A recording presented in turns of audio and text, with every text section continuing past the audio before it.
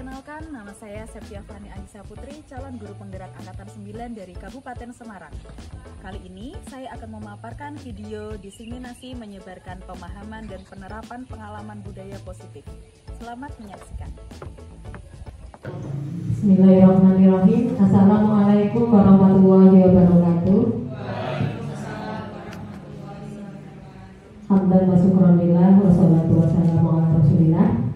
Yang terhormat Bapak Suwarjo SPD SD selaku Kepala Sekolah SD Plumbon 1, yang saya hormati seluruh Dewan Guru SD Plumbon 1, dan tidak lupa narasumber kita Bu Septia Fani Anissa Putri yang selalu semangat untuk kegiatan hari ini. Marilah sebelumnya kita panjatkan puji syukur kehadirat Allah Subhanahu wa taala atas segala limpahan rahmat dan hidayahnya, sehingga pada hari ini kita bisa berkumpul bersama dalam acara diseminasi menyebarkan pemahaman dan penerapan pengalaman budaya positif yang nanti akan disampaikan oleh Ibu Septia Fani Anissa Putri. Mohon izin perkenankan saya selaku pembawa acara untuk menyampaikan rangkaian acara pada siang hari ini. Acara diawali dengan pembukaan, dilanjutkan dengan penyampaian diseminasi, dilanjutkan sesi tanya jawab, dan terakhir penutup. Baik Bapak Ibu, untuk menyingkat waktu, mari kita buka acara pada siang hari ini dengan bacaan umur kita bersama-sama. Semoga Allah memberikan kemudahan dan kelancaran, dan acara pada siang hari ini membawa keberkahan. Biridhoillah wa li Rasulillah. Al-Fatihah. Bismillahirrahmanirrahim. Alhamdulillahirabbil alamin. Arrahmanirrahim. Maliki yaumiddin. Iyyaka na'budu wa iyyaka nasta'in. Ihdinas siratal mustaqim. Siratal ladzina an'amta 'alaihim ghairil maghdubi 'alaihim waladdallin. Amin ya rabbal alamin.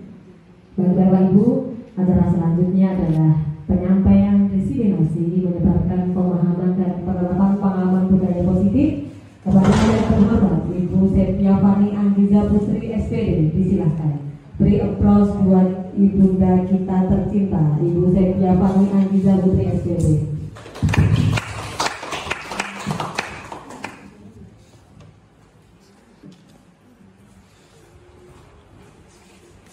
Assalamualaikum warahmatullahi wabarakatuh. Yang saya hormati Bapak Suwarjo SPD SD selaku Kepala Sekolah SD Negeri Plumbon 1. Yang saya hormati pula Bapak Ibu Guru beserta karyawan dari SDN Negeri Plumbon 1. Perkenalkan, nama saya Septia Fani Anissa Putri, calon guru penggerak Angkatan 9 dari Kabupaten Semarang. Di sini saya akan menyebarkan pemahaman dan penerapan pengalaman dari budaya positif. Ya, ini diri saya sendiri. Nah, di sini sebelum saya menerapkan, ingin memaparkan tentang apa yang telah saya peroleh, saya ingin meminta maaf dan memohon izin pada Bapak Ibu Guru semua, karena saya di sini hanya ingin menyebarkan pemahaman yang telah saya peroleh selama saya melaksanakan pendidikan guru penggerak Angkatan 9. Kurang lebih 2 bulan lebih saya mengikuti pendidikan guru penggerak Angkatan 9 ini. Banyak sekali materi-materi yang saya dapatkan. Dan di sini kegiatan hari ini, diseminasi hari ini adalah salah satu tugas aksi nyata yang ingin saya lakukan di modul 1.4. Modul 1.4 ini adalah modul penutup di modul 1, di mana sebelumnya saya sudah mempelajari modul 1.1 tentang filosofi pendidikan Ki Hajar Dewantoro, modul 1.2 tentang nilai dari peran guru penggerak, dan modul 1.3 tentang visi guru penggerak. Ya, kemarin juga kita sudah membahas bersama ya tentang visi sekolah ini dan visi guru penggerak pada saat pendampingan individu. Lalu yang terakhir adalah modul 1.4 tentang budaya positif. Dalam modul 1.4 ini saya ingin menyebarkan pemahaman yang telah saya peroleh tentang budaya positif kepada Bapak Ibu Guru semuanya. Di sini saya tidak bermaksud untuk menggurui Bapak Ibu Guru semua. Saya paham bahwa Bapak Ibu Guru semua di sini pasti adalah Bapak Ibu Guru hebat yang sudah sangat berpengalaman, jauh berpengalaman daripada saya. Makanya di sini saya tidak bermaksud untuk menggurui Bapak Ibu guru, saya hanya ingin memaparkan apa yang telah saya peroleh. Jadi nanti jika memang ada kesalahan atau ada yang kurang berkenan atau yang kurang tepat saat saya menyampaikan diseminasi hari ini, Bapak Ibu guru boleh menyanggah atau boleh berkata kalau itu tidak betul, itu salah, atau itu kurang tepat. Nah, kritik seperti itu saya harapkan dalam diseminasi kali ini, karena saya sangat menerima kritik dari Bapak Ibu semua, karena ini adalah pemahaman yang saya dapatkan yang mungkin baru sedikit sekali tentang pengajaran. Berbeda dengan Bapak Ibu yang sangat berpengalaman, mungkin saya masih sangat kurang, maka dari itu jika ada kesalahan saya mohon dibetulkan oleh Bapak Ibu guru semua.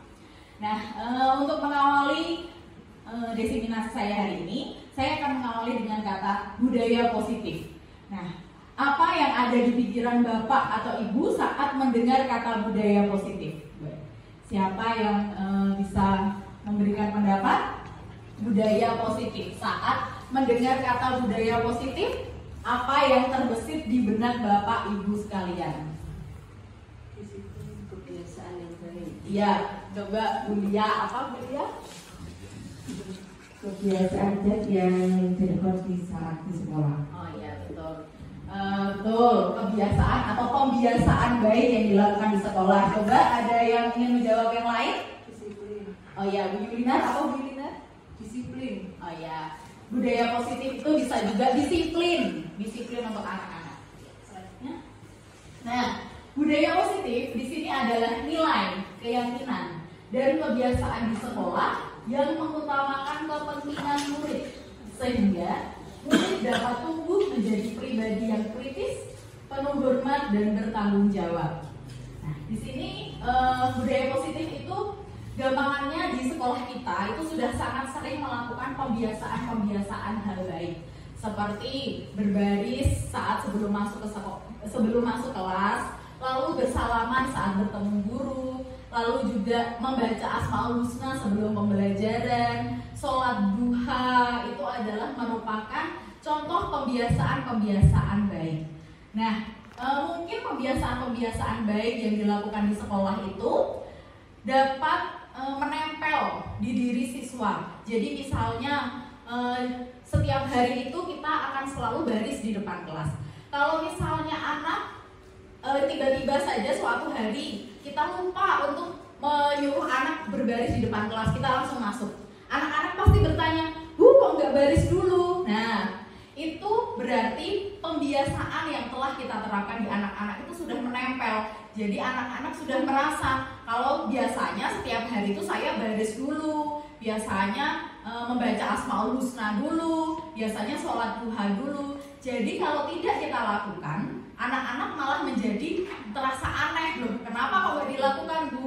Nah, seperti itu contohnya. Jadi pembiasaan tersebut sudah menempel di diri siswa. Nah, akibatnya apa? Kalau kita telah menerapkan pembiasaan secara konsisten, terus-menerus setiap hari kita lakukan, itu akan membuat anak menjadi memiliki budaya positif. Jadi kalau ditanya misalnya orang tua di sekolah, biasanya kamu kalau pagi ngapain? Terus saya itu baca Asmaul Husna. Terus kalau di rumah dia juga menerapkan, kalau misalnya ngaji di masjid itu mereka sudah otomatis hafal Asmaul Husna karena mereka sudah terbiasa membaca Asmaul Husna setiap hari sebelum pembelajaran. Maka dari itu namanya itu adalah budaya positif yang telah tertanam pada diri siswa. Lanjutnya. Nah, sekarang saya akan mengibaratkan, ada ilustrasi. Jadi guru diibaratkan sebagai seorang petani yang memiliki peranan penting untuk menjadikan tanamannya tumbuh subur. Jadi Ki Hajar Dewantara menyatakan bahwa kita ambil contoh perbandingannya dengan hidup tumbuh-tumbuhan seorang petani. Dalam hakikatnya memiliki kewajiban yang sama dengan seorang pendidik yang menanam padi. Misalnya hanya dapat menuntun tumbuhnya padi. Ia dapat memperbaiki kondisi tanah, memelihara tanaman padi, memberi pupuk dan air, membasmi ulat-ulat atau jamur-jamur yang mengganggu hidup tanaman padi padi, dan lain sebagainya. Nah, petani jika saat menanam padi, dia hanya bisa menghasilkan nanti mengatur padinya itu apakah menjadi padi yang berkualitas, apakah nanti tumbuh kembang padi itu akan baik atau mati di tengah jalan. Itu petani yang bisa menentukan. Tetapi petani tidak bisa merubah kalau dia misalnya menanam padi, merubah menjadi ketela, itu kan tidak bisa. Nah, itu sama seperti guru. Jika murid berangkat sekolah itu sudah memiliki kodrat, ya itulah kodratnya. Kita tidak bisa merubahnya. Kita hanya bisa membenahi kodratnya tersebut menjadi lebih baik, menjadi berakhlak yang baik. Nah, setelah itu dari uraian tersebut kita dapat memahami bahwa sekolah itu diibaratkan sebagai tanah tempat bercocok tanam. Dengan demikian, salah satu tanggung jawab seorang guru adalah bagaimana menciptakan suatu lingkungan positif sehingga tercipta kebiasaan-kebiasaan baik. Dan dari kebiasaan baik tersebut akan tumbuh menjadi karakter-karakter baik warga sekolah. Dan pada akhirnya karakter-karakter dari kebiasaan-kebiasaan baik akan membentuk sebuah budaya positif. Nah, di sini berarti diibaratkan sekolah itu adalah tanah tempat tumbuhnya padi tersebut. Sama seperti murid itu juga tempat tumbuhnya di sekolah.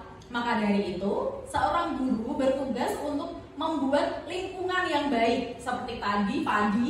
Jika padinya ingin tumbuh subur, maka tanahnya juga harus dijaga, harus dirawat, harus diberi vitamin, harus disirami agar padinya bisa tumbuh subur, bisa tumbuh dengan baik. Begitu juga sekolah, lingkungan sekolah harus kita jaga, harus kita buat sekondusif mungkin supaya anak-anak itu nyaman belajar di sekolah ini dan supaya anak-anak bisa tumbuh dengan baik dan juga dapat berbudaya positif dengan cara tadi menimbulkan kebiasaan-kebiasaan yang baik. Karena dari kebiasaan yang baik tersebut maka akan muncul karakter-karakter yang baik pada warga sekolah, bukan hanya pada siswa.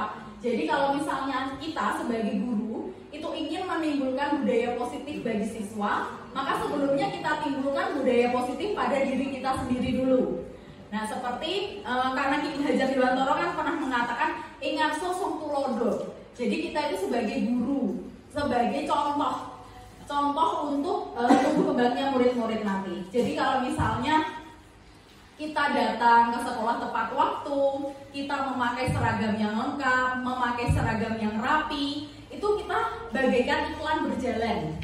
Jadi murid bisa melihat kita, oh gurunya seragamnya rapi, gurunya tidak terlambat berangkat ke sekolah. Maka dari itu kita bisa memberikan nasihat pada murid. Kamu tidak boleh berangkat terlambat, begitu. Karena kalau misalnya kita berbicara pada murid, kita menyuruh murid untuk berbudaya positif dengan datang tepat waktu, tapi kalau kitanya tidak tepat waktu, apalagi murid sekarang itu sangat kritis, pasti dia akan protes. Lah ibu guru saja berangkatnya jam 8, masa saya disuruh berangkat jam 7, saya mau ngapain bu di kelas gitu. Pasti muridnya akan berpikir seperti itu.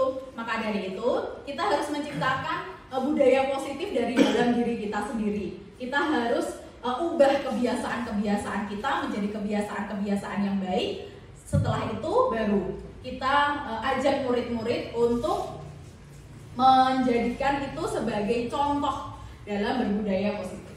Selanjutnya, nah di sini konsep utama dari modul budaya positif itu ada 7. Yang pertama adalah perubahan paradigma belajar. Yang kedua disiplin positif. Ketiga kebutuhan dasar manusia. Keempat motivasi perilaku manusia. Kelima posisi kontrol restitusi. Keenam keyakinan kelas. Dan yang terakhir adalah segitiga restitusi. Selanjutnya. Nah, kali ini yang pertama akan kita bahas adalah tentang pembelajaran dengan paradigma baru. Jadi pembelajaran dengan paradigma baru itu dirancang berdasarkan prinsip pembelajaran yang terdiferensiasi, sehingga setiap siswa bisa belajar sesuai dengan kebutuhan dari tahap perkembangannya untuk mewujudkan profil pelajar Pancasila. Nah, kemarin saat membahas tentang visi guru penggerak pada saat pendampingan, itu kita sudah menyepakati bahwa visi kita itu diambil dari 6 dimensi dari profil pelajar Pancasila. Nah, profil pelajar Pancasila itu apa saja? Pasti Bapak Ibu guru sudah sangat hafal tentang 6 dimensi profil pelajar Pancasila. Kalau kita nyanyikan bersama, bagaimana Bapak Ibu? Setuju. Ya. Apa Bu Lia mau memimpin ke depan untuk bernyanyi? Setuju. Setuju Bu Lia, ayo Bu Lia, maju Bu Lia. Oh, Bu Lia. Oh, Bu Lia, ayo. Maju, kita nyanyi profil pelajar Pancasila bersama-sama loh. Suaranya bagus itu. Ya, betul, suaranya Bu Lia bagus katanya. Ayo Bu Lia, kita nyanyikan lagu profil pelajar Pancasila. Ya, boleh kita sama Pak Wija mau maju Pak Wija. Pelajar Pancasila gitu. Yo, kita nyanyi bersama-sama ya. 1, 2, 3.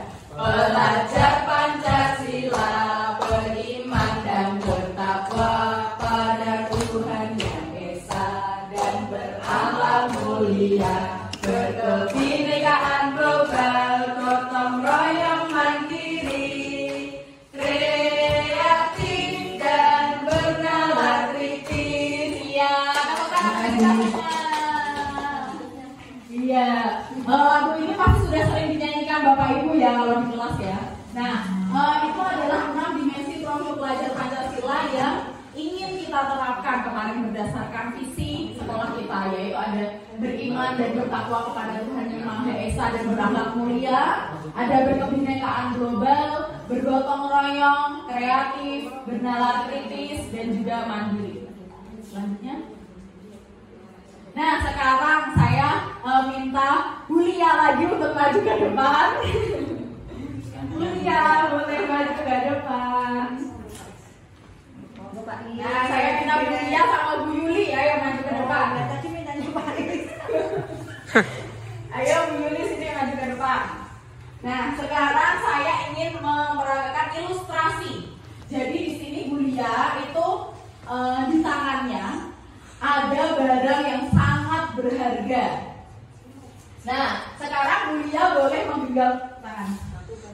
2 boleh, 1 boleh. Nah, di dalam tangannya Bu Lia itu ada sesuatu yang sangat berharga, yang pokoknya Bu Lia nggak mau semua orang tahu atau semua orang ambil. Pokoknya itu punyanya Bu Lia ingin menyimpannya sendiri.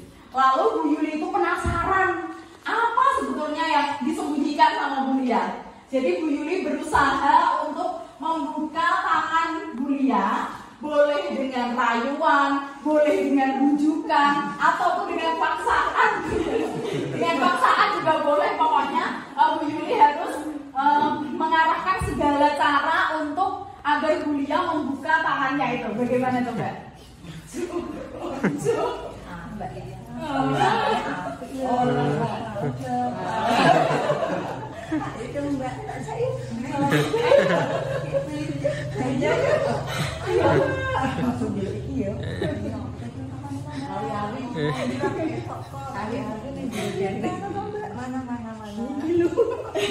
Ya, terima kasih sekali. Boleh duduk kembali Bu Lia dan Bu Yuli, boleh tepuk tangan.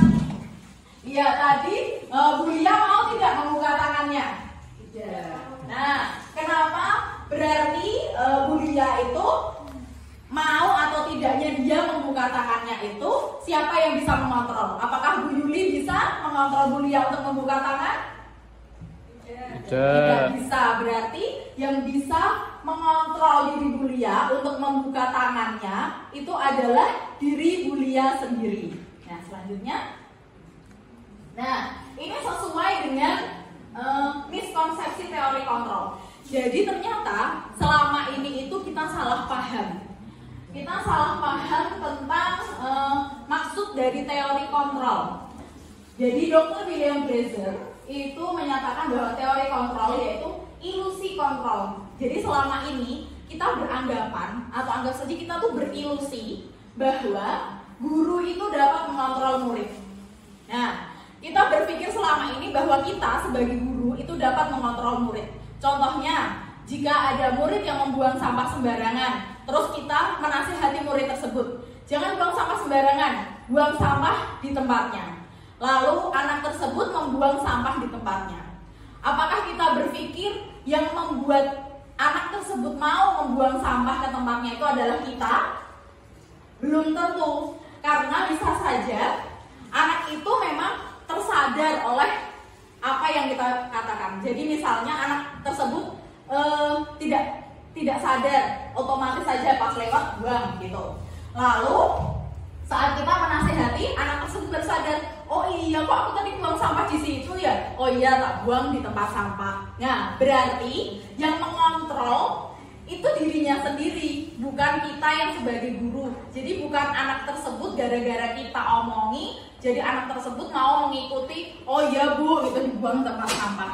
Tidak, itu belum pasti. Jadi memang ada anak yang seperti itu. Tapi ada pula anak yang ingin membuang sampah memang karena keyakinan dia sendiri, kepercayaan dia sendiri. Tapi kita mengilustrasikan, kita beranggapan bahwa oh itu mau buang sampah di situ gara-gara kita, gara-gara saya yang nasihati. Nah, padahal belum tentu seperti itu. Lalu yang kedua adalah ilusi bahwa semua penguatan positif itu efektif dan bermanfaat.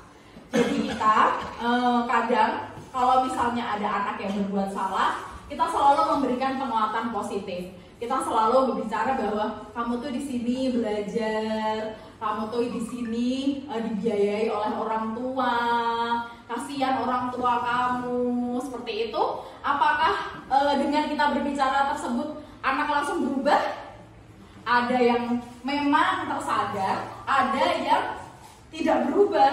Nah, itu maka dari itu namanya belum tentu penguatan positif yang kita berikan itu efektif dan bermanfaat untuk mengubah siswa.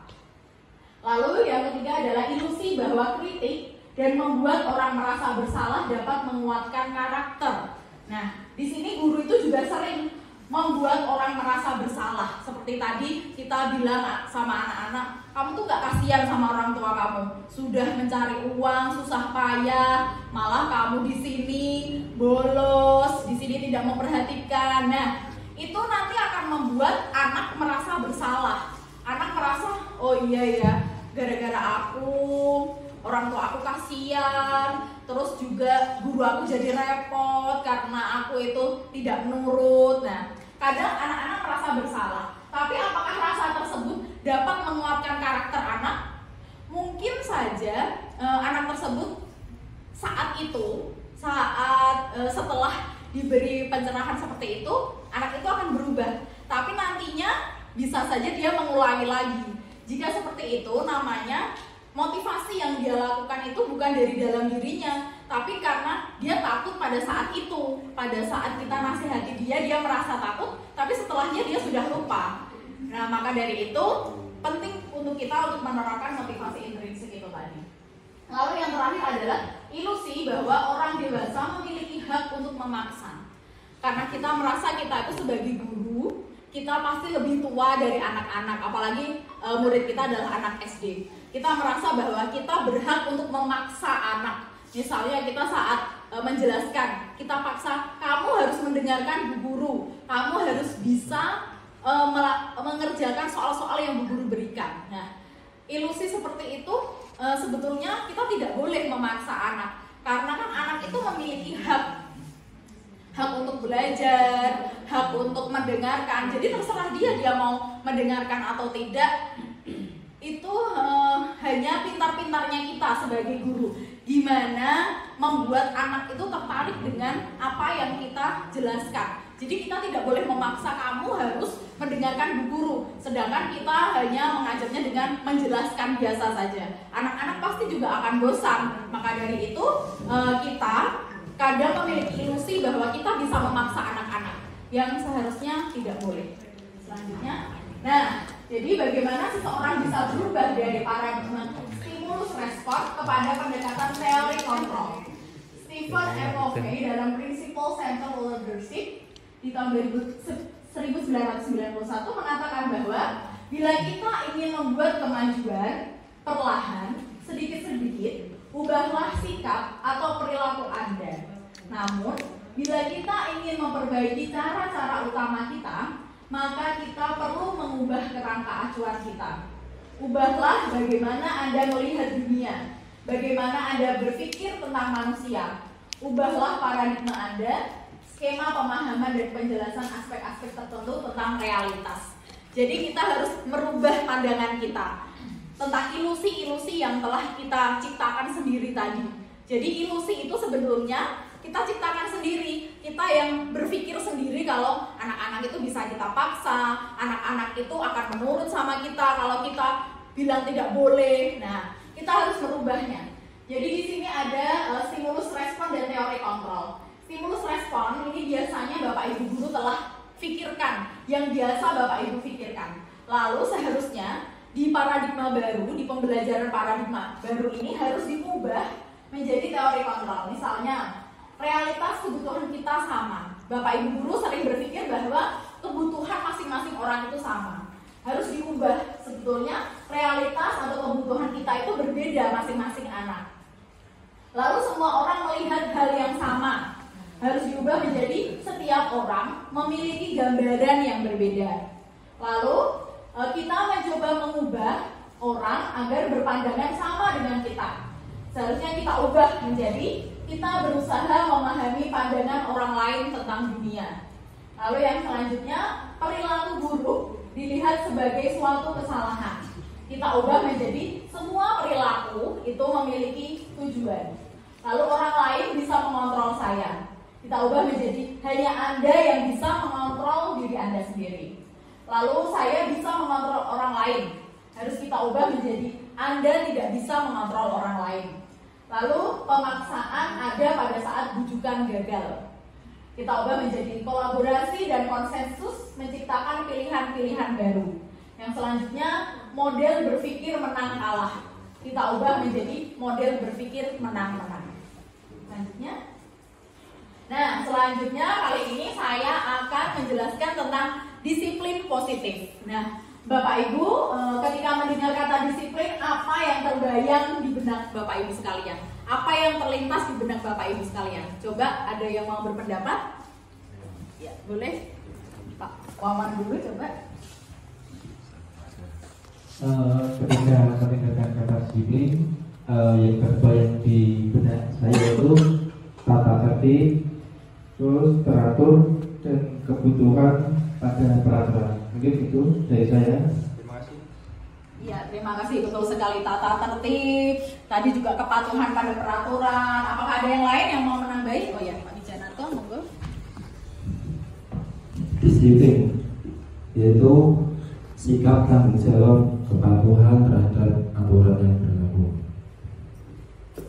Iya, betul sekali. Sikap tanggung jawab pada kepatuhan yang berlaku. Nah, terus selanjutnya, boleh Pak Ibra? Disiplin menurut saya yaitu taat dan patuh pada peraturan yang berlaku.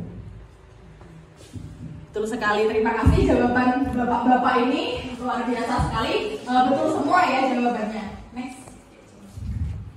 Nah, disiplin positif dalam budaya kita itu makna kata disiplin dimaknai menjadi sesuatu yang dilakukan seseorang pada orang lain untuk mendapatkan kepatuhan. Jadi Bapak Pendidikan kita, Ki Hajar Dewantoro, menyatakan bahwa di mana ada kemerdekaan, disitulah harus ada disiplin yang kuat. Sungguh pun disiplin itu bersifat self-discipline, yaitu kita sendiri yang mewajibkan kita dengan sekeras-kerasnya. Tetapi itu sama saja, sebab jikalau kita tidak cakap melakukan self-discipline, wajiblah penguasa lain mendisiplinkan diri kita, dan peraturan demikian itulah harus ada di dalam suasana yang merdeka. Di situ Ki Hajar Dewantoro menyatakan bahwa untuk menciptakan murid yang merdeka, syarat utamanya adalah harus ada disiplin yang kuat. Disiplin yang dimaksud adalah disiplin diri yang memiliki motivasi internal. Jika kita tidak memiliki motivasi internal, maka kita memerlukan pihak lain untuk mendisiplinkan kita atau motivasi eksternal. Karena berasal dari luar, bukan dari dalam diri kita. Nah, di sini saya akan menjelaskan tentang disiplin positif menurut Bapak kita Ki Hajar Dewantoro tadi menjelaskan bahwa kita harus mewujudkan disiplin dulu dari diri kita sendiri dulu.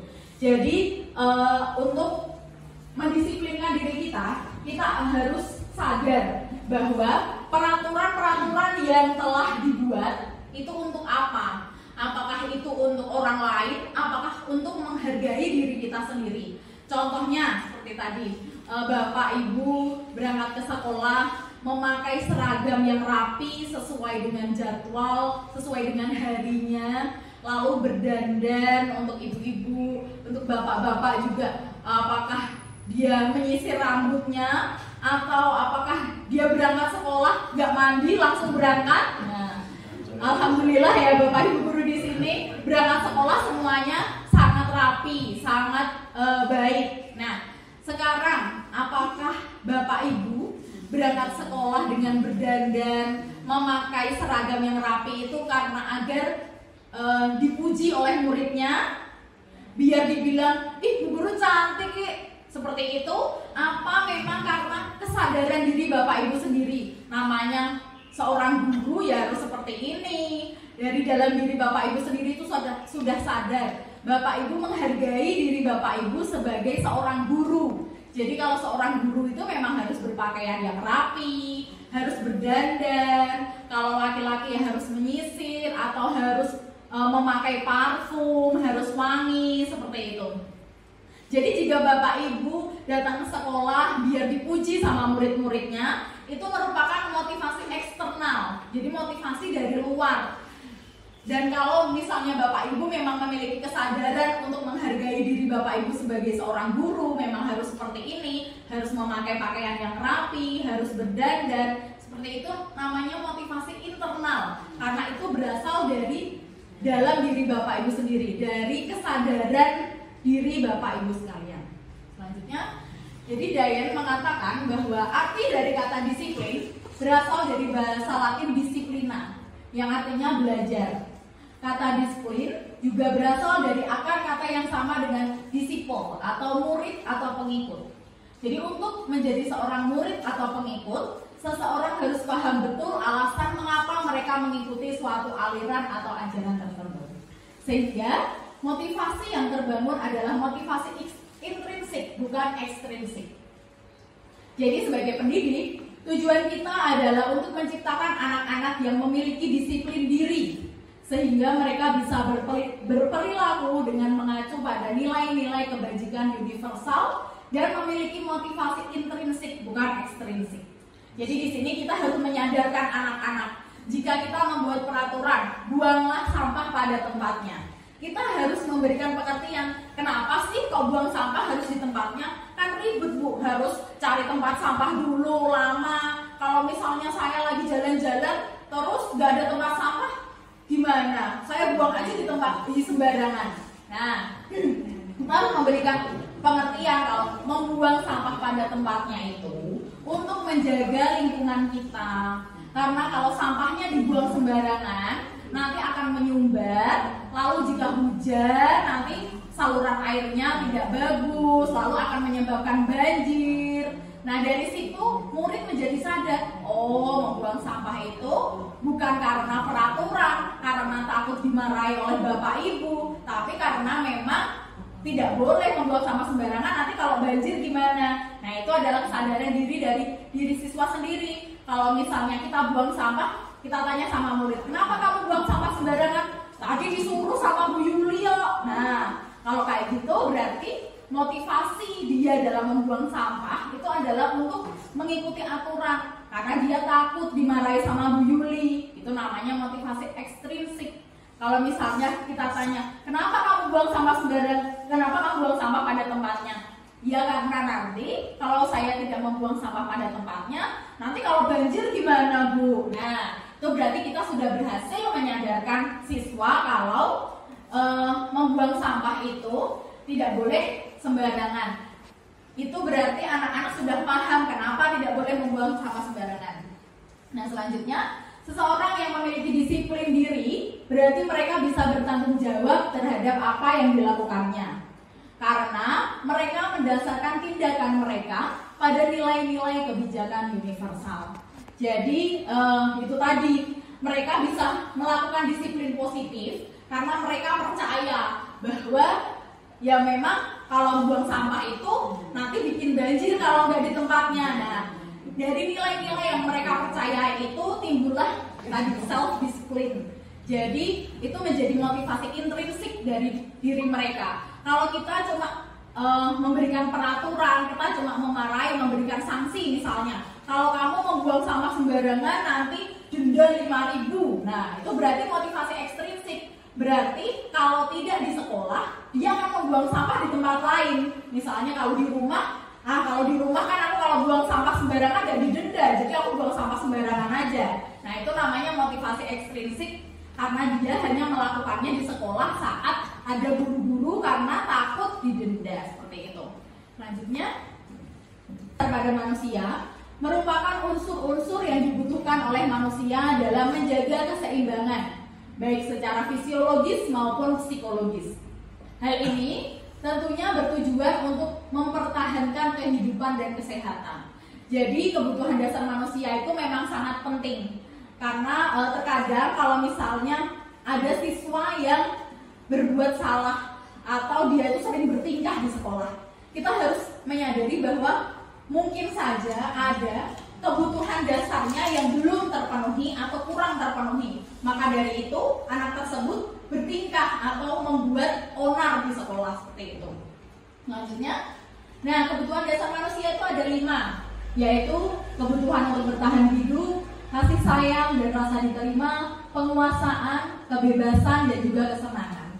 Kalau kebutuhan dasar untuk bertahan hidup itu adalah kebutuhan dasar yang fisik ya, Bapak Ibu guru pasti kalau tidak ada ini ya harus butuh ini untuk dapat bertahan hidup. Contohnya adalah makanan, pakaian, tempat tinggal, keamanan dan kesehatan. Kalau ini kebutuhan yang sangat mendasar, jadi Bapak Ibu kalau tidak ada ini pasti tidak bisa bertahan hidup. Untuk bertahan hidup Bapak Ibu butuh makanan, butuh pakaian, butuh tempat tinggal, keamanan dan juga kesehatan.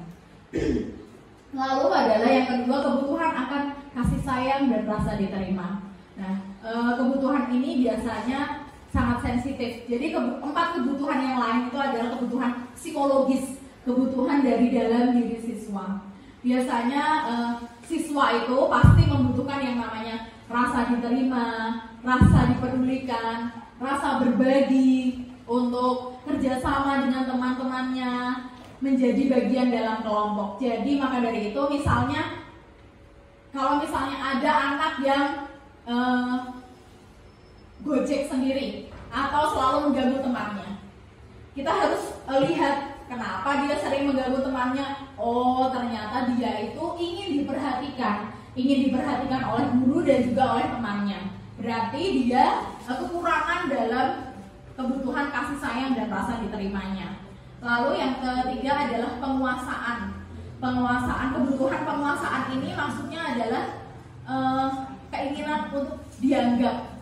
Misalnya dia itu pintar matematika, nah dia pengen diperhatikan oleh gurunya. Ini loh Bu, saya itu bisa matematika, saya itu bisa loh mengerjakan. Nah, siswa yang seperti itu sebaiknya guru itu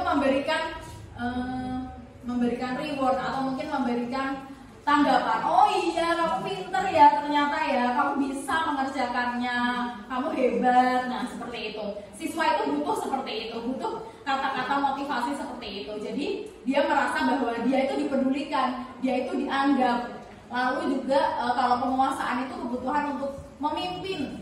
Jadi memang sesekali anak-anak itu boleh bergantian untuk memimpin kelas. Jadi untuk ketua kelas itu kalau bisa di rolling, jadi semua anak-anak itu bisa merasakan bagaimana rasanya menjadi pemimpin di kelasnya. Lalu juga diakui dan didengar. Jadi dia diakui bahwa dia itu hebat, dia itu pintar. Nah, anak-anak butuh seperti itu. Lalu kebutuhan selanjutnya adalah kebebasan. Jadi di sini kebutuhan kebebasan itu maksudnya dia itu ingin mencoba hal yang baru. Ada anak yang tidak betah di dalam kelas. Dia pengennya, Bu, kapan tuh Bu istirahatnya Bu, kapan bermain di luar kelas. Nah, itu berarti dia kurang akan kebutuhan kebebasan. Dia ingin bebas, dia ingin mengeksplor hal-hal yang lain. Jadi ada siswa yang seperti itu, ada siswa yang memang maunya cuma di kelas aja. Jadi makanya kebutuhan masing-masing anak itu berbeda. Maka dari itu kita sebagai guru harus dapat melihat anak ini kebutuhannya bagaimana, anak itu kebutuhannya bagaimana, dan untuk memudahkan kita bisa mengelompokkan anak-anak tersebut sesuai dengan kekurangan kebutuhannya. Yang selanjutnya adalah kebutuhan akan kesenangan. Jadi anak-anak, apalagi anak-anak di SD, itu pasti masih sangat butuh yang namanya kebutuhan untuk kesenangan. Mereka butuh bermain, mereka butuh humor. Jadi kalau di sekolah, di kelas, itu guru tidak boleh hanya ya anak-anak ini. Kita harus selingi juga dengan bercanda pada anak-anak. Maka dari itu menciptakan suasana yang menyenangkan. Nah, dari kelima kebutuhan dasar manusia ini memang semuanya harus dapat terpenuhi.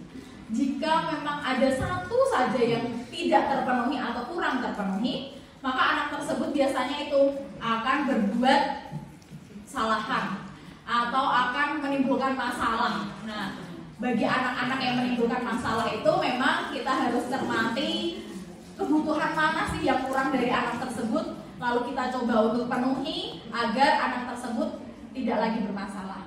Nah, sekarang saya punya kuis. Nah, di sini ada satu buah kasus. Ada sebelumnya. Nah, di sini ada anak yang bilang, ibu guru bilang aku tidak boleh bersenandung sewaktu mengerjakan tugas. Katanya kelas harus tenang, tidak ada suara. Kan nggak seru jadinya. Nah, jika ada siswa yang berbicara seperti ini, kira-kira kebutuhan apa yang kurang dari siswa tersebut? Apakah kurang dari kebutuhan kasih sayang, kesenangan, kebebasan, atau penguasaan? Kebebasan, apakah betul kebebasan? Kesenangan. Ya, coba kita lihat jawabannya. Nah, yang betul adalah kesenangan. Karena dia bilang aku tidak boleh bersenandung. Nah, bersenandung di sini maksudnya berarti dia tidak boleh bernyanyi. Padahal dia kan senangnya menyanyi. Dia itu pengen di kelas itu mengerjakan sambil nyanyi-nyanyi, begitu. Jadi dia kurang akan kebutuhan kesenangan. Lalu yang selanjutnya, nah masalah yang kedua ini, ibu guru tidak menyapaku hari ini. Padahal aku pakai jepit rambut baru. Nah, di sini dia kurang dalam kebutuhan apa? Kasih sayang, kesenangan, kebebasan, atau penguasaan? Kasih sayang. Kasih sayang. Coba kita lihat jawabannya. Nah, betul sekali, kebutuhan akan kasih sayang. Karena dia merasa ingin diperhatikan. Kan dia pakai jepit baru. Dia pengen menunjukkan sama gurunya kalau ini loh bu jepitnya baru, dan dia pengen gurunya itu melihat, oh iya jepitnya baru ya, kamu jadi cantik, kamu tambah cantik. Belinya kapan? Belinya di mana? Gitu. Seperti guru. Sebagai guru harus seperti itu, apalagi untuk anak-anak yang kelas bawah ya, kelas 1, 2, 3 itu masih sangat butuh kebutuhan kasih sayang seperti itu. Lalu yang selanjutnya, nah ini. Aku sebel, gambarku tidak rapi, malah ibu guru nunjukin ke teman-temanku di depan kelas. Nah, berarti dia butuh kebutuhan apa yang kurang dari dirinya kalau dia berbicara seperti ini? Kasih sayang, kesenangan, kebebasan, atau penguasaan?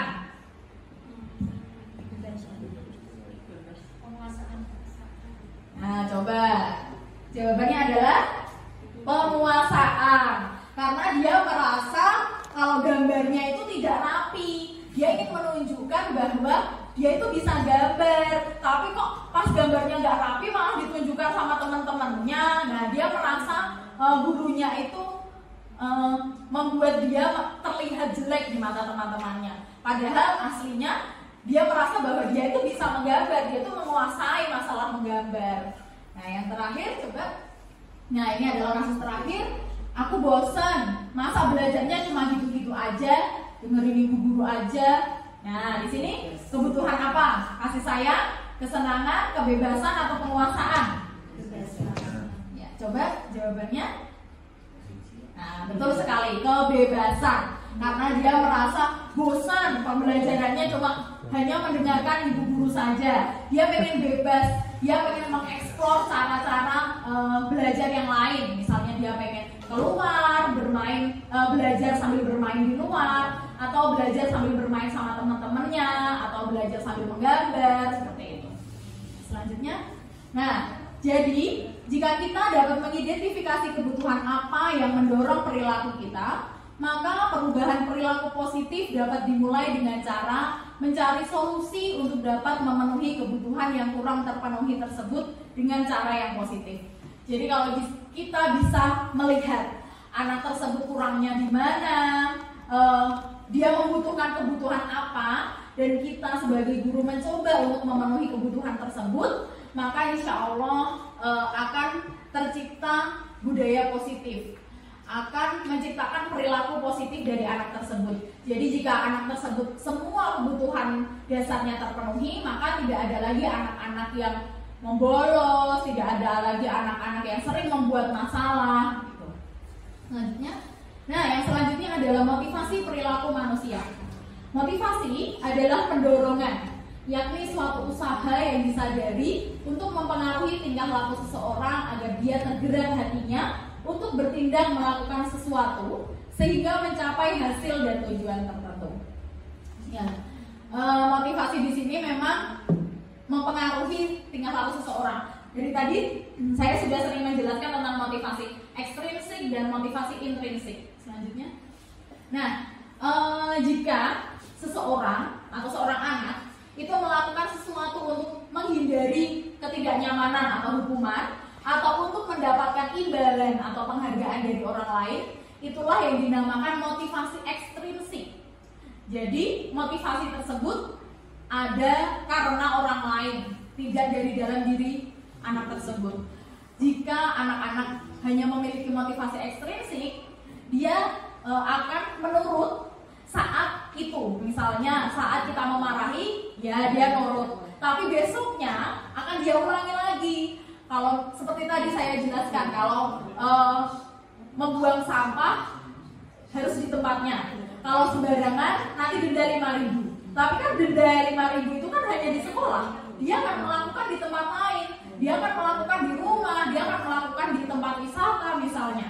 Itu namanya motivasi ekstrinsik karena dia belum menyadari alasan kenapa peraturan itu dibuat. Alasan dia harus mematuhi peraturan tersebut itu karena apa? Nah, maka dari itu kita membutuhkan motivasi intrinsik. Di sini motivasi intrinsik adalah untuk menjadi orang yang mereka inginkan dan menghargai diri sendiri dengan nilai-nilai yang mereka percaya. Jadi kalau mereka sudah percaya dengan nilai-nilai yang ada pada dirinya, misalnya itu tadi kita beri penjelasan kalau memang membuang sampah itu tidak boleh di sembarang tempat karena nanti jadinya banjir. Nah, dia yakin bahwa kalau membuang sampah sembarangan itu nanti aku bikin banjir. Kalau banjir nanti gimana, rumahku tenggelam, semuanya kena air. Nah, dia percaya seperti itu, maka dari itu dia akan tidak membuang sampah itu dimanapun dia berada, bukan cuma di sekolah saja. Itu yang namanya motivasi intrinsik atau dari dalam dirinya. Selanjutnya, nah selanjutnya saya akan menjelaskan tentang hukuman, konsekuensi dan juga restitusi. Kalau misalnya hukuman dan konsekuensi pasti Bapak Ibu sudah sangat hafal ya, sudah sangat mengerti. Tapi kalau misalnya restitusi mungkin ini hal yang baru untuk Bapak Ibu. Kalau hukuman itu adalah suatu sanksi yang diterima oleh seseorang sebagai akibat dari pelanggaran atau aturan yang telah ditetapkan. Jadi hukuman di sini itu bersifat tidak terencana atau tiba-tiba dan bersifat satu arah dari pihak guru yang memberikan dan murid hanya menerima hukuman tersebut tanpa melalui suatu kesepakatan. Jadi misalnya ada murid yang terlambat, lalu kita suruh, udah karena kamu terlambat, sekarang kamu berdiri di depan gerbang selama pembelajaran ibu berlangsung. Nah, itu tidak ada yang namanya aturannya kalau terlambat harus berdiri di depan gerbang, itu tidak ada aturan seperti itu. Itulah yang dinamakan hukuman karena berasal dari satu pihak, cuma dari guru saja dan belum melalui kesepakatan bersama. Lalu yang kedua, konsekuensi. Konsekuensi itu adalah akibat langsung dari suatu perbuatan yang dilakukan. Jadi konsekuensi bersifat sudah terencana atau sudah disepakati. Kalau sekarang itu kita pasti sering membuat yang namanya keyakinan kelas. Di situ sudah jelas, misalnya tidak boleh harus piket sesuai dengan jadwal. Kalau tidak piket, nanti dia akan piket di lain hari. Jadi piketnya jadi 2 hari, misalnya seperti itu. Dan anak-anak setuju. Kalau seperti itu berarti nanti kalau memang dia tidak piket, dia harus 2 hari diganti piketnya. Nah, itu namanya konsekuensi dari apa yang dia lakukan tadi. Dia sudah mengerti, ini berdasarkan kesepakatan bersama. Lalu yang ketiga adalah restitusi. Nah, restitusi ini merupakan proses kolaboratif yang mengajarkan murid untuk mencari solusi untuk masalah mereka dan membantu murid berpikir tentang orang seperti apa yang mereka inginkan dan bagaimana mereka harus memperlakukan orang lain. Nah, kalau restitusi ini kita kolaborasi dengan anak-anak. Kita tanya apa masalahnya, terus bagaimana caramu menyelesaikannya. Jadi kita mengajarkan anak untuk bertanggung jawab. Jadi dia berpikir solusinya apa atas apa yang saya perbuat tadi. Jadi solusinya bukan berasal dari guru, tapi dari anak-anak sendiri. Selanjutnya, nah ini ada kuis lagi nih. Nah, coba kuisnya adalah mencatat 100 kali di dalam buku kalimat saya tidak akan terlambat lagi karena terlambat ke sekolah. Nah, ini adalah hukuman atau konsekuensi kira-kira Bapak Ibu? Mencatat 100 kali di dalam buku dengan kalimat saya tidak akan terlambat lagi karena terlambat ke sekolah. Ini hukuman atau konsekuensi? Coba kita buka jawabannya. Konsekuensi. Hal ini karena dia terlambat. Nah, dia harus menulis 100 kali. Itu sebetulnya bukan hukuman yang fisik, yang verbal. Kalau hukuman itu biasanya bersifat fisik atau verbal. Dan ini sudah disepakati memang kalau kamu terlambat, nanti kamu harus menulis kalimat tersebut. Coba kita bandingkan dengan kasus yang kedua. Nah, lari mengelilingi lapangan basket 2 kali karena terlambat hadir di sekolah. Ini hukuman atau konsekuensi? Ini lari mengelilingi lapangan.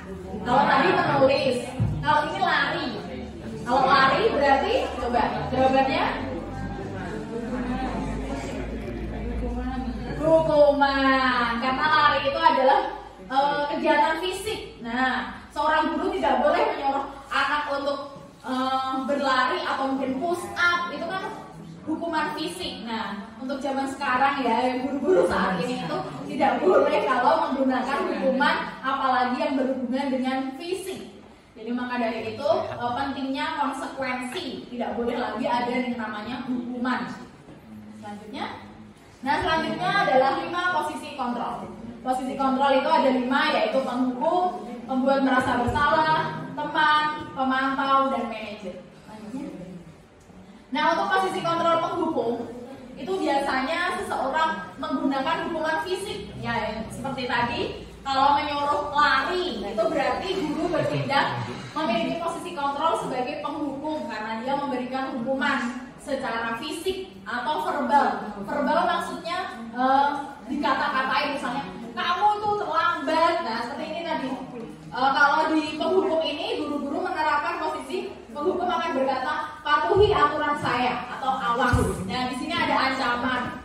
Lalu juga kamu selalu saja salah, kamu selalu terlambat. Nah, seperti itu.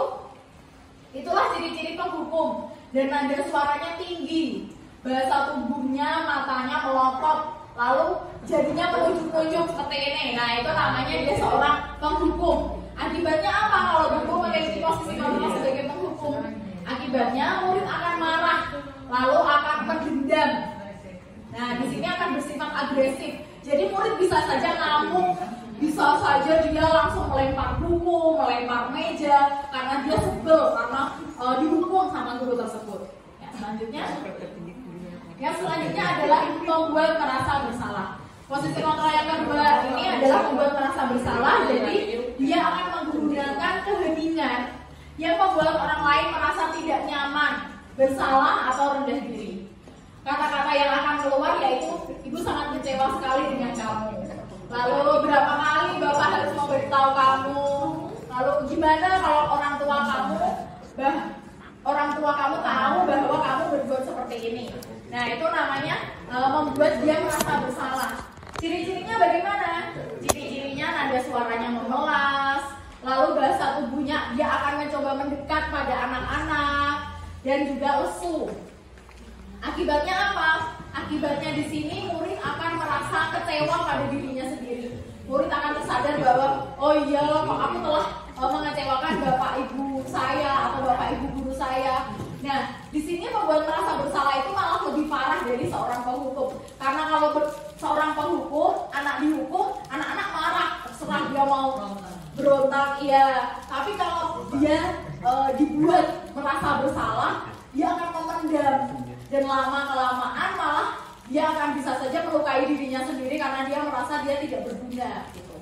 Yang selanjutnya adalah posisi kontrol sebagai teman. Di sini posisi sebagai teman itu bisa dilihat dari sudut pandang positif, bisa juga negatif. Positif di sini berupa hubungan baik yang terjalin antara guru dan murid. Biasanya bisa menggunakan humor untuk mempengaruhi seseorang. Lalu untuk negatifnya, bila suatu saat guru tersebut tidak membantu murid itu, maka dia akan kecewa. Lalu dia juga akan ketergantungan pada guru tersebut. Misalnya, dia nurut sama Pak Lutfi. Pak Lutfi itu sering menganggap anak-anak itu teman. Udah nggak apa-apa, santai aja. Kamu salah, kamu nggak mengerjakan tugas. Ya udah nggak apa-apa. Tapi besok jangan diulangi lagi ya. Sekarang nggak apa-apa deh, Pak Guru maafkan. Nah, seperti itu adalah ciri-ciri posisi kontrol sebagai teman. Ya bagus memang. Positifnya guru bisa menjadi dekat dengan murid. Tapi negatifnya adalah jika misalnya guru itu digantikan oleh Bu Erna misalnya. Jadi pada saat kelas 3 dibiasakan oleh Pak Lutfi menjadi teman. Jika ada tugas, gak apa-apa, yang penting besok jangan lagi ya, begitu. Sedangkan saat dengan Bu Erna, mereka menganggap Bu Erna itu sama cara perlakuannya dengan Pak Lutfi. Jadi mereka menyepelekan guru itu.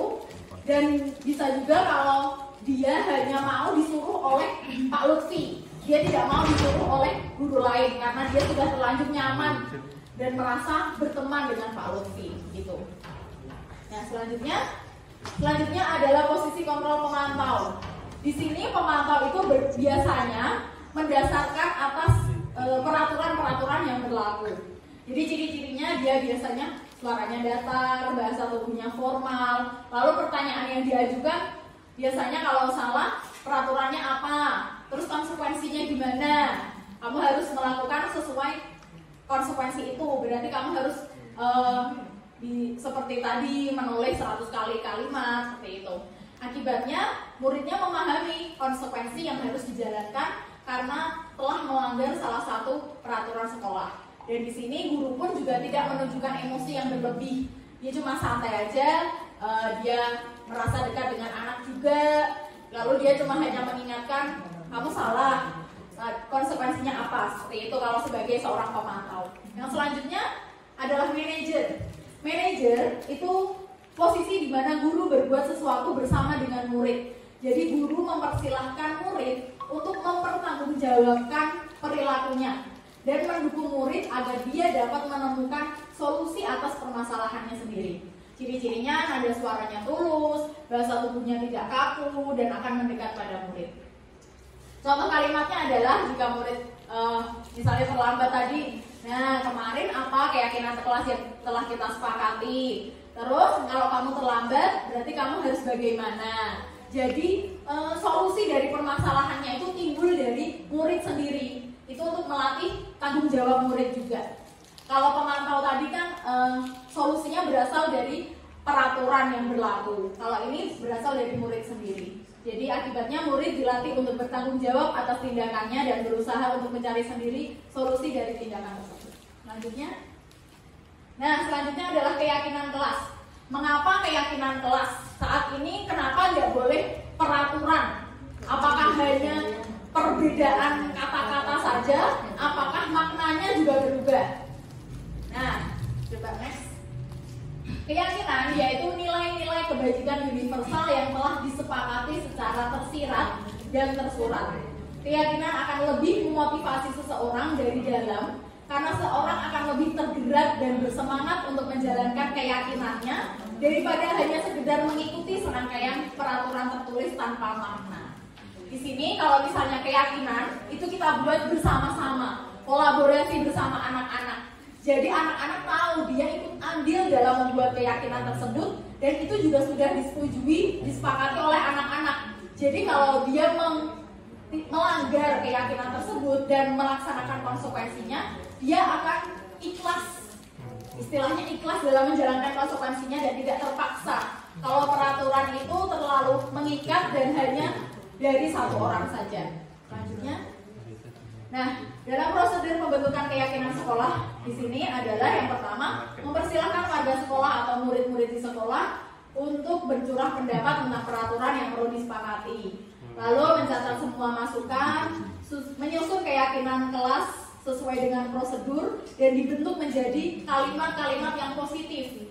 Misalnya kalau tidak boleh, nah tidak boleh ada kata tidak boleh dalam keyakinan kelas. Jadi misalnya tidak boleh buang sampah sembarangan, diganti menjadi buanglah sampah pada tempatnya. Tidak boleh terlambat, diganti datanglah tepat waktu. Seperti itu. Lalu tinjau ulang keyakinan sekolah atau kelas secara bersama-sama. Sebaiknya keyakinan sekolah itu tidak terlalu banyak. Lalu setelah selesai dibuat, semua warga kelas dipersilakan untuk meninjau ulang dan menyetujuinya dengan menandatangani keyakinan sekolah atau keyakinan kelas.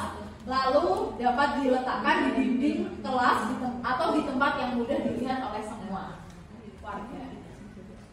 Nah, ini adalah saat saya membuat keyakinan kelas di kelas saya. Jadi mungkin saat ditulis di papan tulis saya lupa untuk mendokumentasikan. Jadi sebelumnya saya minta anak-anak untuk mengutarakan mereka pengennya apa. Saya tulis di papan tulis, lalu saya ubah ke hal-hal yang positif. Nah, di sini sudah saya ubah dan saya cetak di kertas. Lalu saya suruh anak-anak untuk cap jempol. Ini menandakan bahwa mereka menyetujui keyakinan yang telah mereka buat tadi. Lalu setelah cap jempol dikasih nama di bawahnya. Jadi terlihat anak-anak siapa yang setuju, siapa yang tidak. Dan alhamdulillah semuanya menyetujui karena keyakinan ini berasal dari anak-anak sendiri. Selanjutnya adalah segitiga restitusi. Jadi segitiga restitusi adalah proses menciptakan kondisi bagi peserta didik untuk memperbaiki kesalahan mereka, sehingga mereka bisa kembali pada kelompok mereka dengan karakter yang lebih kuat. Jadi segitiga restitusi ini ada 3 langkah. Yang pertama adalah menstabilkan identitas, menanyakan keyakinan, dan memvalidasi tindakan yang salah. Nah, untuk menstabilkan identitas atau stabilitas identity, di sini bagian dasar dari segitiga restitusi ini yang bertujuan untuk mengubah identitas anak dari orang yang gagal karena melakukan kesalahan menjadi orang yang sukses. Jadi kita harus meyakinkan anak bahwa dengan cara mengatakan kalimat-kalimat berbuat salah itu tidak apa-apa. Ibu juga pernah melakukan seperti ini. Memang tidak ada orang yang sempurna. Lalu karena dalam saat seseorang itu emosional saat dia melakukan kesalahan, jika kita langsung memberikan pernyataan bahwa dia salah, dia seperti ini, dia akan tambah emosi. Maka dari itu kita tenangkan dengan cara menstabilkan identitas itu tadi. Nah, kita bantu anak-anak untuk tenang dan mencari solusi dari permasalahannya. Yang kedua, langkah yang kedua adalah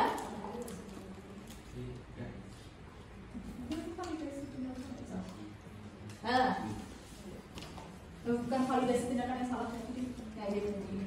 Ya, validasi tindakan yang salah yang kedua. Jadi kita harus memahami kebutuhan dasar apa yang mendasari sebuah tindakan. Kenapa anak tersebut melakukan tindakan seperti itu tadi?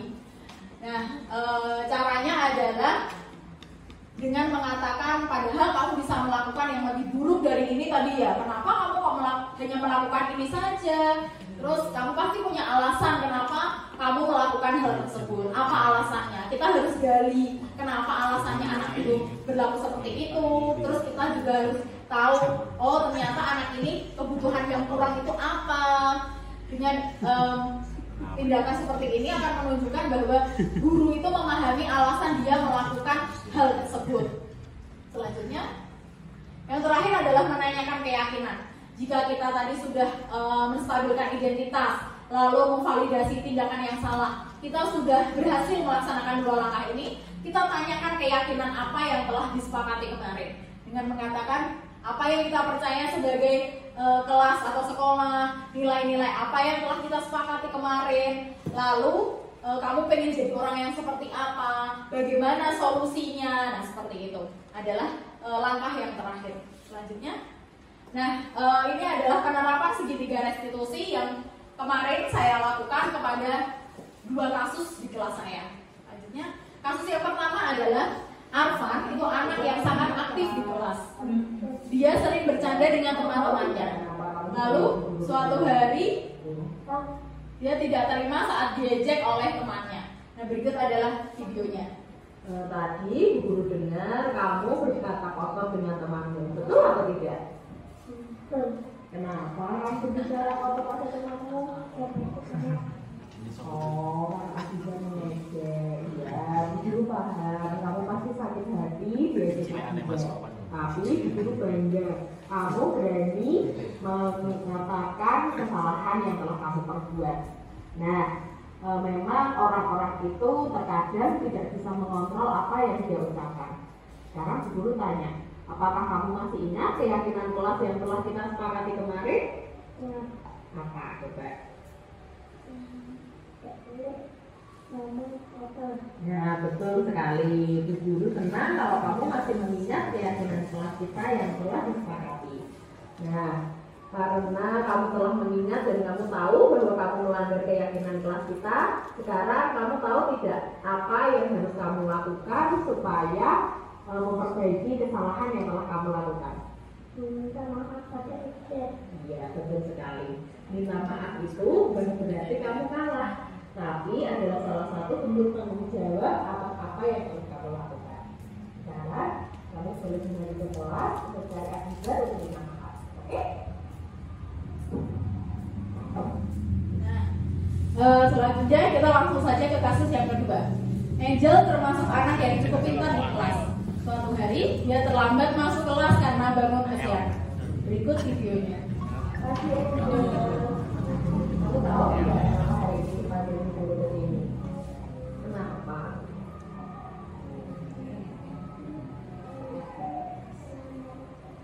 Iya, betul sekali. Kok tumben kamu terlambat masuk kelas? Kenapa? Oh, bangun kesiangan. Iya, Ibu tahu memang kalau pagi hari saat bangun tidur itu rasanya malas sekali untuk membuka mata. Ibu juga pernah merasakannya. Tapi kalau misalnya kita malas bangun tidur padahal mau sekolah, itu tindakan yang baik atau tidak? Nah, kamu masih ingat tidak keyakinan kelas yang telah kita sepakati? Apa coba? Masuk sebelum jam 7. Iya, betul sekali. Kita harus masuk kelas sebelum jam 7. Maka dari itu, berarti kamu telah melanggar keyakinan kelas yang telah kita sepakati. Nah, kamu tahu tidak apa yang harus kamu lakukan untuk memperbaiki kesalahan yang kamu perbuat tadi?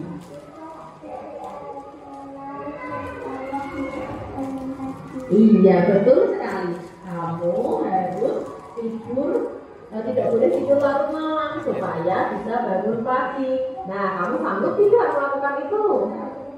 Nah, berarti sekarang kamu boleh kembali ke kelas, tapi jangan lupa nanti malam tidak boleh tidur larut malam ya.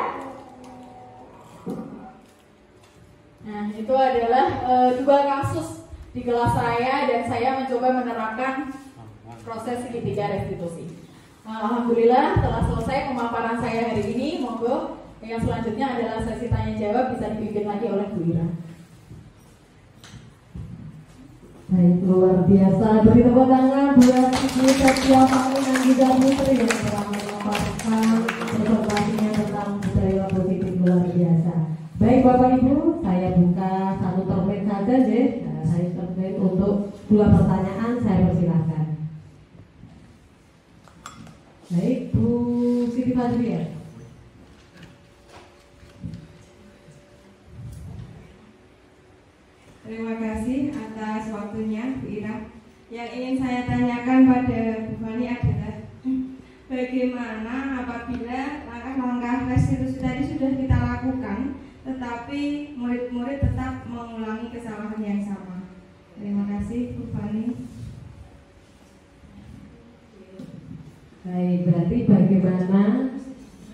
yang harus dilakukan apabila sudah dilakukan restitusi namun masih mengulang kesalahan. Gitu ya, Bu Fadli ya. Oke, untuk pertanyaan kedua.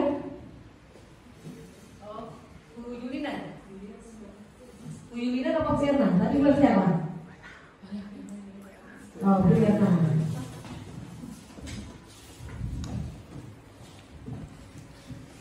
Saya ingin bertanya kepada Bu Fani, apa perbedaan posisi kontrol sebagai pemantau dan sebagai manajer? Terima kasih. Baik, jadi ada dua pertanyaan tadi terkait restitusi dan perbedaan antara kontrol pemantau dan manajer. Monggo Bu Fani, saya persilahkan. Iya, terima kasih atas pertanyaannya. Saya yang pertama ingin menjawab pertanyaan dari Bu Siti Majdiah tadi. Bagaimana jika segitiga restitusi telah dilakukan tapi murid masih saja mengulangi kesalahannya, gitu ya Bu ya? Ya, itu sering sekali terjadi ya. Anak-anak itu mengulangi kesalahan yang sama berulang-ulang kali. Maka dari itu tadi sudah saya sampaikan bagaimana cara kita menerapkan motivasi intrinsik dari dalam diri siswa agar siswa itu tidak mengulangi lagi kesalahan yang sama. Karena kalau hanya kita berikan motivasi ekstrinsik, seperti kita beri hukuman atau jangankan hukuman, bahkan hadiah pun itu juga menyebabkan siswa itu merasa ketergantungan dan merasa dia melakukan karena sesuatu hal, bukan karena dirinya sendiri. Jadi misalnya seperti tadi kita menerapkan segitiga restitusi tadi, kita menanyakan bahwa solusinya itu berasal dari murid sendiri. Dia harus menyelesaikan masalahnya sendiri bagaimana. Kita sebagai guru itu hanya membantu, memfasilitasi atau mementoring dia agar dia dapat menemukan solusinya. Tapi kalau masih saja dia mengulangi kesalahannya yang sama, mungkin kita bisa melakukan kolaborasi. Kalau segitiga restitusi tadi kan masih kita lakukan sendiri antara guru dan murid. Tapi kalau setelah itu masih tidak memungkinkan atau murid masih saja mengulanginya, kita bisa berkolaborasi dengan guru-guru yang lain. Kita ajak guru-guru lain untuk berdiskusi. Kalau menemui anak yang seperti ini itu harus bagaimana? Mungkin guru lain ada yang bisa memberikan solusi yang lebih baik dan lebih tepat tanpa memberikan hukuman. Lalu yang selanjutnya bisa juga kolaborasi dengan orang tuanya. Kita bahas dengan orang tuanya, kenapa anak ini selalu bermasalah, kenapa sering membuat masalah. Kita cari kebutuhan dia apa yang belum terpenuhi dan kita coba berusaha untuk memenuhi kebutuhan tersebut agar dia tidak mengulangi kesalahannya lagi. Gitu, sudah jelas Bu Fajriah? Oke, sudah jelas. Ya, untuk pertanyaan yang kedua adalah perbedaan posisi kontrol pemantau dan manajer. Kalau pemantau dan manajer itu sebetulnya hampir sama-sama anak-anak kita buat dia itu sadar akan kesalahannya. Tapi kalau pemantau itu solusinya adalah dari peraturan-peraturan yang telah disepakati atau keyakinan yang telah disepakati. Misalnya tadi terlambat masuk sekolah. Dari keyakinan yang telah disepakati sudah ada konsekuensinya. Kalau terlambat kamu akan menulis 100 kalimat di buku kamu. Nah, itu adalah fungsinya pemantau. Jadi dia hanya kamu tadi salahnya apa? Terlambat Bu. Terus sudah tahu belum konsekuensinya apa? Tahu Bu, apa konsekuensinya? Konsekuensi yang kita sepakati kemarin apa? Berarti saya itu Bu nulis kalimat 100 di buku tulis. Ya udah kamu laksanakan ya. Lalu kita hanya melihat anak tersebut, oh dia sudah menulis 100 kalimat tersebut. Tapi kalau sebagai manajer, kita ajak anak-anak untuk menemukan sendiri solusinya. Kamu tadi terlambat, berarti apa yang harus kamu lakukan? Saya harus bangun pagi Bu. Nah berarti bisa nggak besok bangun pagi? Bisa Bu, oke. Nah itu adalah tugas sebagai manajer. Jadi kalau sebagai manajer itu kita juga melatih anak-anak untuk bertanggung jawab atas apa yang dilakukannya. Itu sudah jelas karena terima kasih. Baik, luar biasa. Tepuk tangan buat kita semuanya. Baik Bapak Ibu, alhamdulillah rangkaian acara diseminasi sudah berjalan dengan paripurna. Mari Bapak Ibu untuk mengakhiri acara pada siang hari ini kita tutup dengan doa penutup masjid bersama-sama. Bismillahirrahmanirrahim. Subhanakallahumma wa bihamdika asyhadu an la ilaha illa anta astaghfiruka wa atubu ilaik. Terima kasih kepada Ibu Septia Fani yang telah berbagi ilmu dengan kami semuanya. Insya Allah sangat bermanfaat. Dan terima kasih pula kepada rekan-rekan semuanya yang telah berpartisipasi aktif dalam kegiatan siang ini. Saya selaku pembawa acara mohon maaf apabila di dalam saya membawakan acara ada sikap maupun tutur kata yang kurang berkenan, mohon untuk dimaafkan. Terima kasih. Wassalamualaikum warahmatullahi wabarakatuh.